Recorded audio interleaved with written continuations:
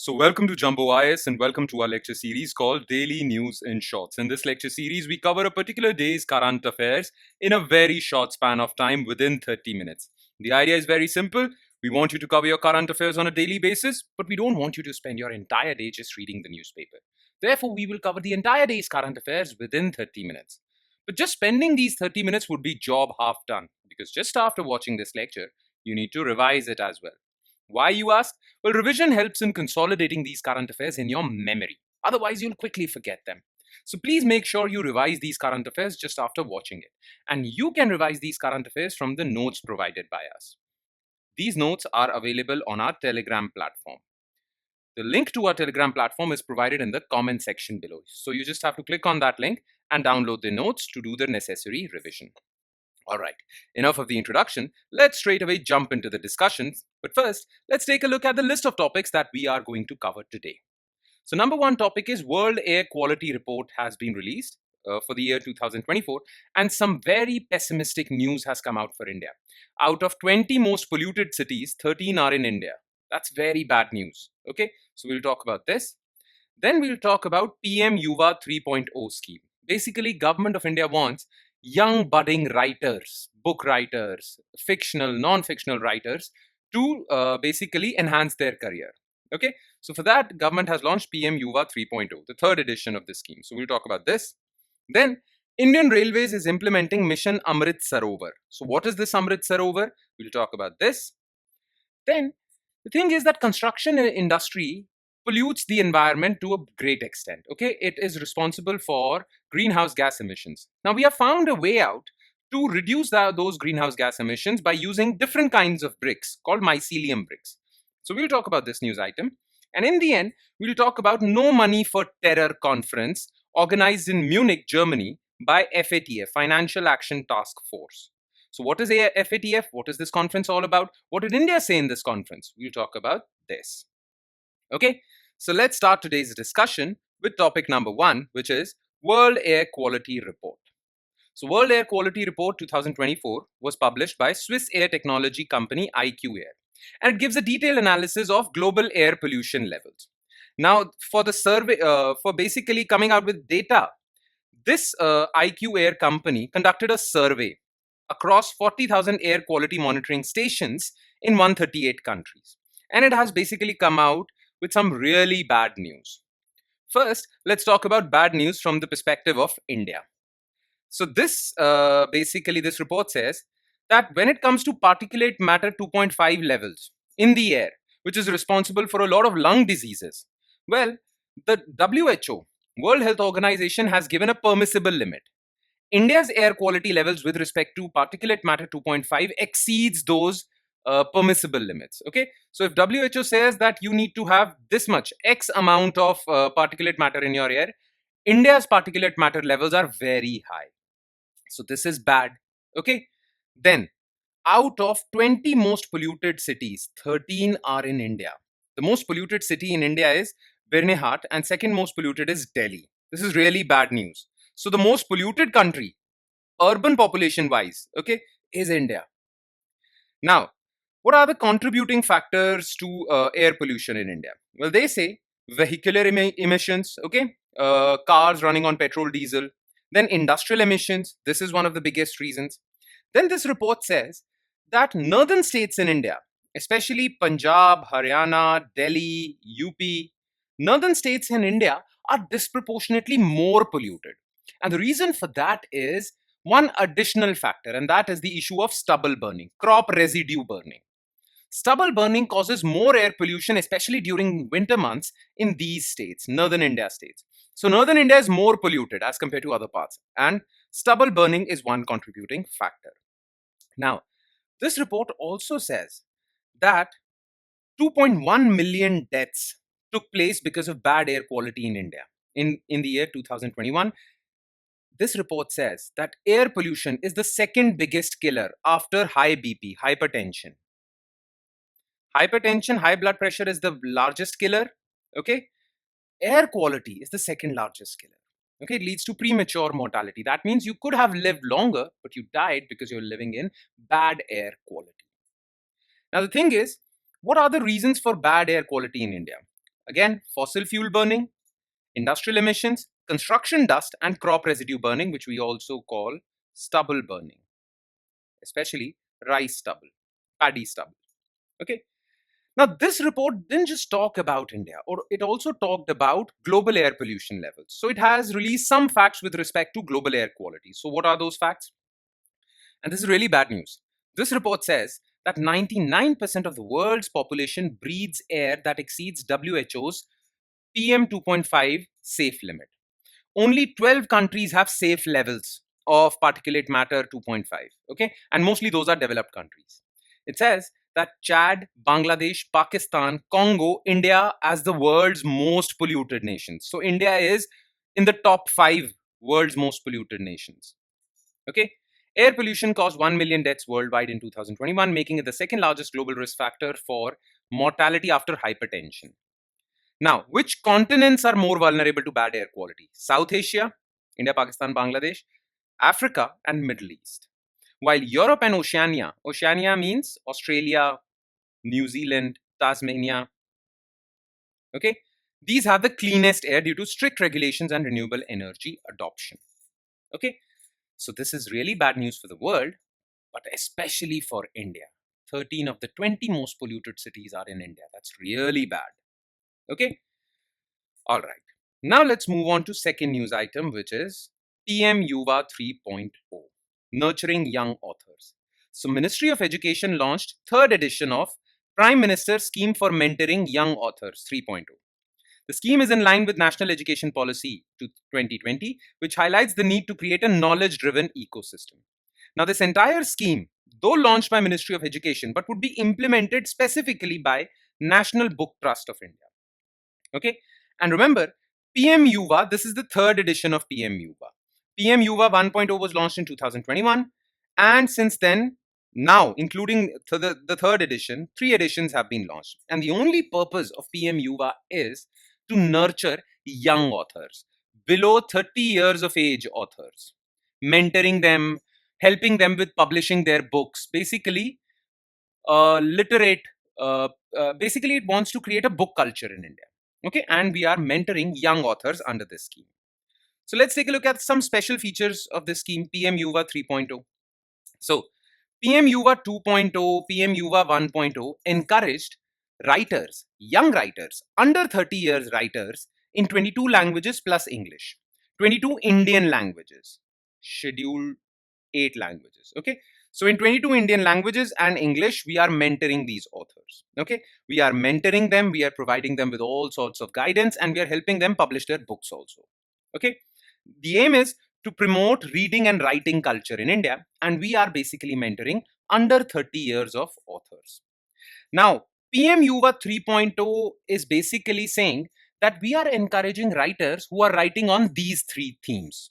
Okay, what are these 3 themes? The contributions to India's development made by Indian diaspora abroad. What sort of contributions have Indians living abroad, living outside India, have made to India's development? This is theme number 1.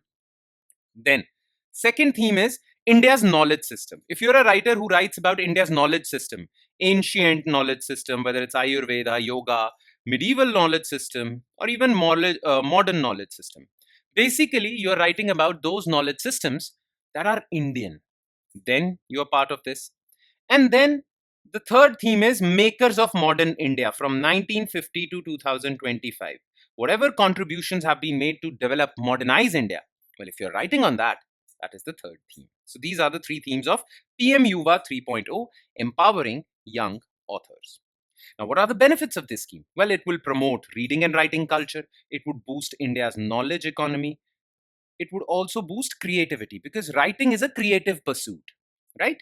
So all these benefits, keeping these benefits in mind, government has been launching PM-YUVA schemes. This is the third scheme, third edition. All right, that's all you need to know as far as this scheme is concerned. Now let's move on to third news item, which is Mission Amrit Sarovar. You see, the thing is that water scarcity is a big problem in India. Okay, and the reason for water scarcity is that the groundwater levels in India, aquifers, are declining rapidly and they are not being recharged, okay, through rainwater harvesting and whatnot. So water scarcity is impacting local populations in India. So to develop abundant sources of water, to develop water resources, in 2022, when India became 75 years old, government of India launched uh, Azadi Ka Amrit Mahotsav. Okay, so it were 75 years since independence. So to commemorate this 75th anniversary, government launched Azadi Ka Amrit Mahotsav, and under that Azadi Ka Amrit Mahotsav, government launched many schemes. One such scheme was related to water scarcity, and the name of that scheme was Mission Amrit Sarovar. Now, under Mission Amrit Sarovar, in every district of India, you will develop 75 ponds. Okay, 75 ponds. So if there are no ponds in your district, you'll develop them, construct them from scratch. If there are some old ponds in your district but they have dried up, then you would rejuvenate them. But every district would grow at least, or would construct or rejuvenate 75 ponds. 75th anniversary of India, 75 ponds in each district. This is known as Mission Amrit Sarovar. Okay, now so far Mission Amrit Sarovar has completed 68,826 projects. Okay, now the thing is that this Mission Amrit Sarovar was being spearheaded by Ministry of Rural Development. Okay, but Ministry of Rural Development alone cannot implement this mammoth project.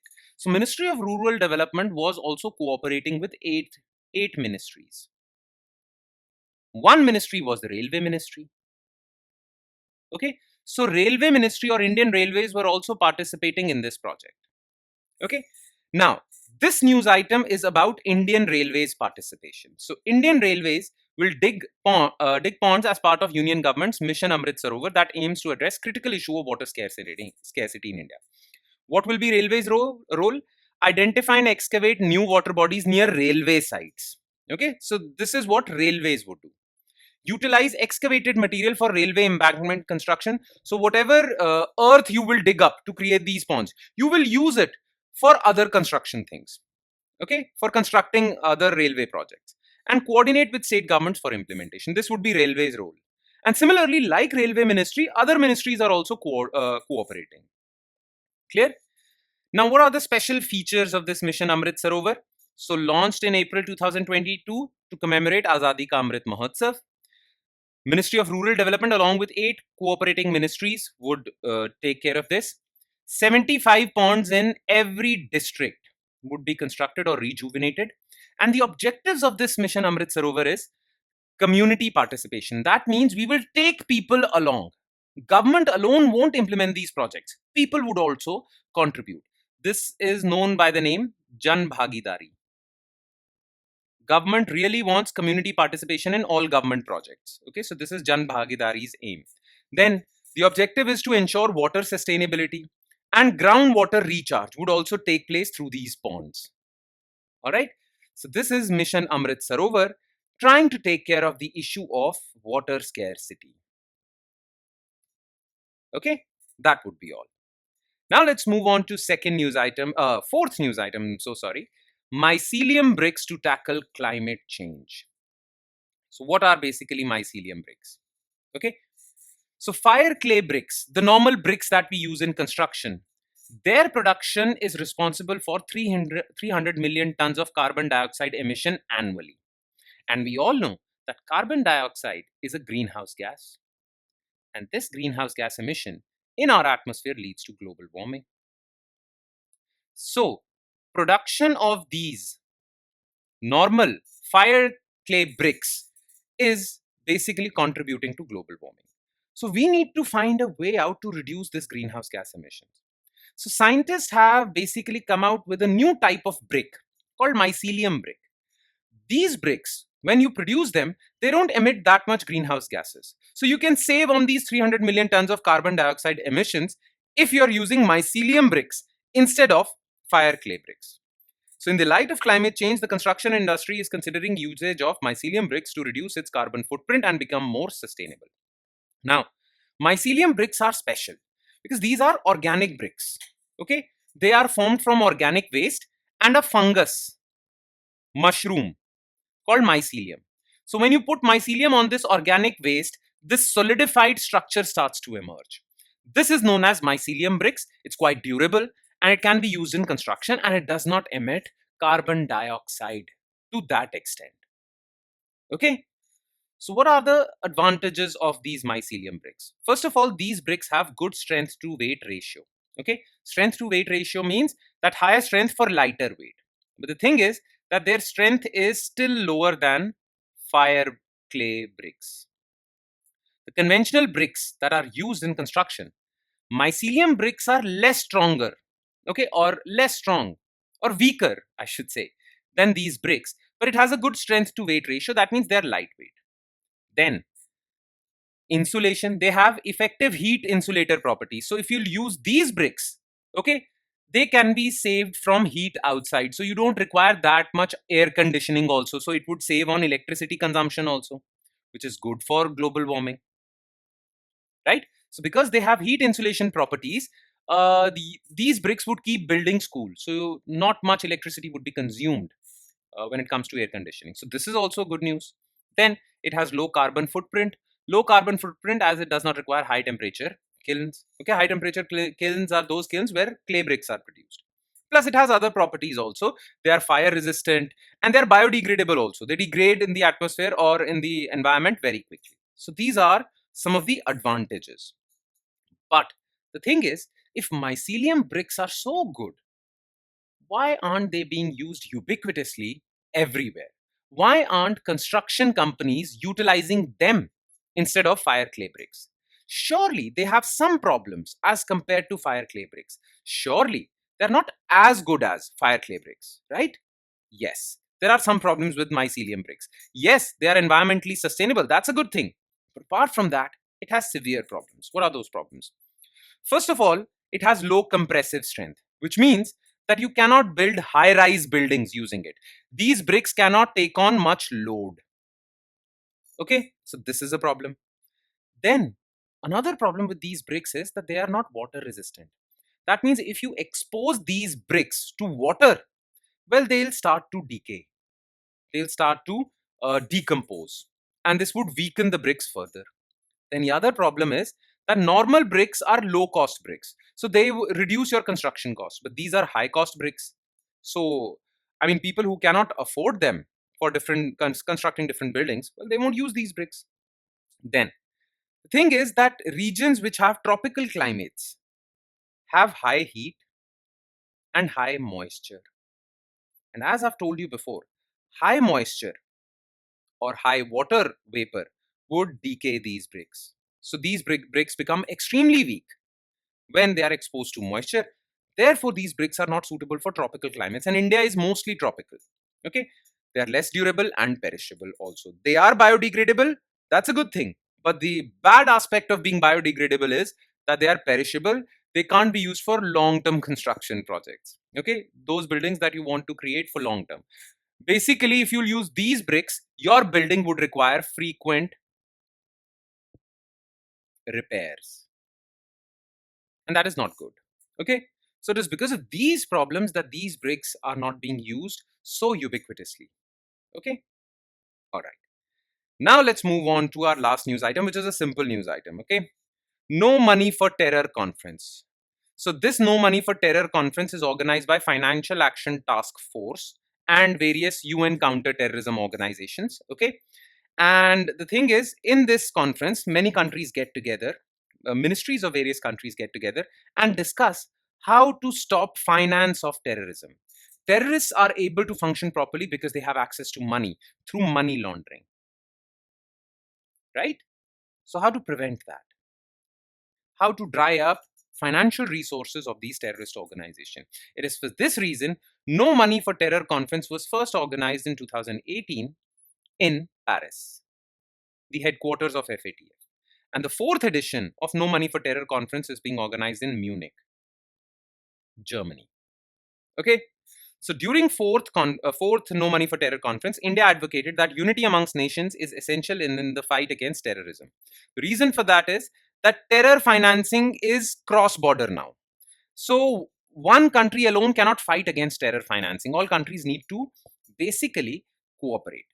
Plus, because of the rise of digital technologies, these terrorists have found numerous digital ways of financing themselves, which can remain undetected by law enforcement agencies. Right? Cryptocurrency is one such way. They have numerous channels which remain undetected by law enforcement agencies. That is why it is very difficult to stop or dry up their financial resources. That is why these conferences take place to brainstorm new ideas to stop terror financing. Okay, that's all you need to know as far as this conference is concerned. Okay, but you need to know about Financial Action Task Force, right? So it was established in the late 1980s by G7 countries. Currently, it has 38 countries and two regional organizations like European Union and Gulf Cooperation Council. So it has total 40 members, 38 countries and two regional organizations, okay? European Union and Gulf Cooperation Council. Now, when it was established, its main aim was to combat money laundering in the world. But since money laundering is a way to finance terror groups, so therefore in 2001, it added one more aim to its tasks, functions. Okay. So after 2001, FATF says that we have two aims: stop money laundering, stop terror financing. So FATF basically releases standards that every country, especially member countries, have to follow. Okay. So all these countries all over the world have to come out with laws, rules, regulations. Those rules, regulations would prevent money laundering and terror financing. If countries are unable to enact those rules, regulations, or implement them properly, so as a consequence of which, terror financing is rampant in their country. If countries fail to follow these standards and terror financing and money laundering is rampant in their country, then FATF puts these countries in its list called grey list. This is basically warning list. Pakistan was kept in this. Okay, this is really a warning list, and if you do not heed to these warnings, then FATF puts you in blacklist. Once you are in blacklist, well, there are so many consequences for you. Big powers of the world levy economic sanctions against you. You can't access funding from IMF, World Bank. All these problems come up. Okay, currently North Korea, Iran, Myanmar are in blacklist, and many countries are in grey list. Clear? That would be all. Some other information regarding FATF would be available in your notes. You just have to read it. Okay? And we would conclude today's session. Thank you so much for watching, everyone. And I'm sure it has added value to your preparation. But it would add more value if you revise this lecture as well. So please do not forget to do that. And I would be signing off with the promise of seeing you next time again with another set of current affairs. Thank you, everyone.